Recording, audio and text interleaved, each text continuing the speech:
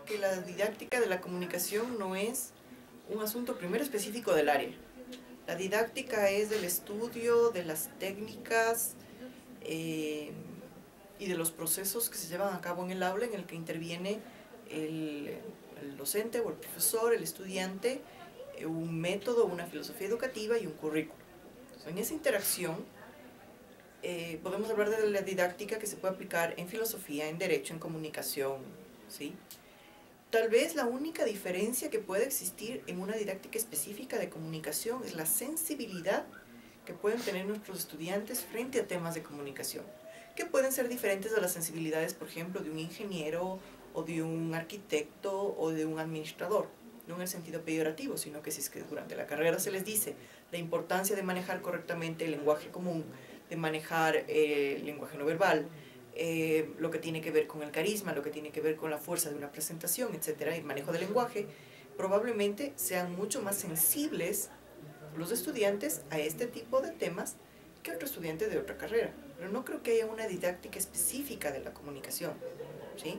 Al menos yo he sido profesor de varias universidades, de varias carreras, y utilizo la misma didáctica con una aplicación específica en cada caso y en cada materia.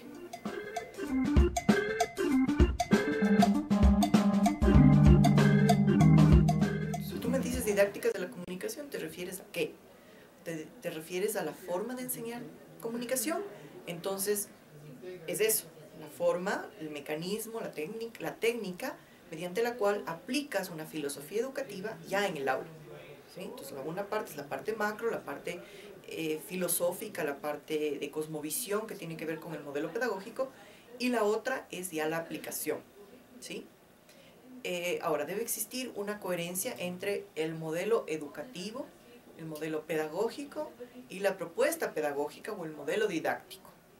¿Ya? ¿Por qué? Porque si yo tengo un modelo educativo que plantea horizontalidad, sentido crítico, esto se repite en el modelo pedagógico, y el momento de la didáctica es solamente catedrática, entonces estoy faltando a los otros dos principios. Entonces es como que un cuerpo seguido. El otro término que tú me mencionas es comunicación didáctica, en la cual yo lo que hago es comunicarme de una forma didáctica, que es otra cosa. Es decir, utilizar ciertas herramientas que me pueden permitir un flujo más agradable o más dinámico o más innovador en comunicación, lo cual no tiene nada que ver con la propuesta anterior que estaba yo mencionando, que es todo un entramado desde lo macro hasta lo micro que llega al aula, ¿no es cierto? Lo otro tiene que ver con una propuesta más bien comunicacional, más que educativa.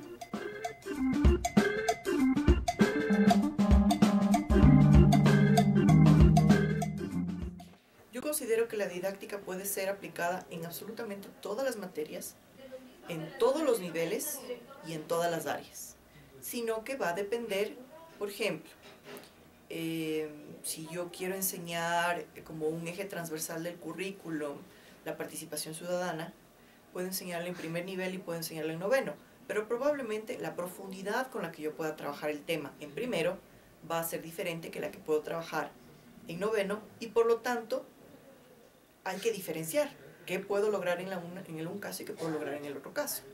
Pero la didáctica puede ser la utilización de, ¿qué te puedo decir? Por ejemplo, estudio de caso. El estudio de caso lo puedo utilizar en cualquier sistema, en cualquier nivel. Hablemos primero de niveles. En cualquier nivel puedo utilizar estudio de caso en primero, puedo utilizar estudio de caso en noveno. Investigación, acción participativa. El método del cuestionamiento. Tecnologías TICs en el aula. Puedo utilizarlas en cualquier nivel. Ahora, yo puedo diferir también la profundidad del trabajo que yo puedo hacer dependiendo del tipo de materia. Mi experiencia, te cuento, por ejemplo, una experiencia en una materia tan árida como historia, que yo he dado durante muchos años. Yo la doy de una manera didáctica. Utilizo estrategias como el debate, la discusión, el webquest, maquetas, utilizo máquinas, la utilización de TICs, utilizo blog, utilizo presentaciones a través de redes sociales, utilizo el Facebook para enseñar historia. Y hago lo mismo con una materia súper práctica como es educomunicación, por ejemplo, que es, se supone que debería ser teórica, pero yo la hago práctica a través de la aplicación en un proyecto. Yo he dado materias de proyectos en las cuales también puedo introducir aspectos teóricos a través de una manera didáctica y utilizar también el estudio de caso para aplicar la materia. He dado materias de planificación que son eminentemente prácticas también desde varias metodologías. Parto del principio de que el estudiante es un ente, es un ser humano sumamente complejo, biopsicosocial, por lo tanto no es solamente una máquina de conocimiento y cualquier materia teórica puede ser presentada de una manera dinámica y didáctica sin que eso sea peyorativo ni a la profundidad ni a la relación con el estudiante. Hay que responder también a realidades nuevas. Vivimos en el siglo XXI, nuestro estudiante no es el estudiante de 1950, no es el estudiante del año 2000, cuando probablemente nosotros estudiamos. Por lo tanto, hay que seguir también otra lógica y otra dinámica. Más bien, en vez de ver la didáctica como un enemigo o la pedagogía como algo peyorativo, deberíamos pensar que si somos docentes, tenemos que ser pedagogos.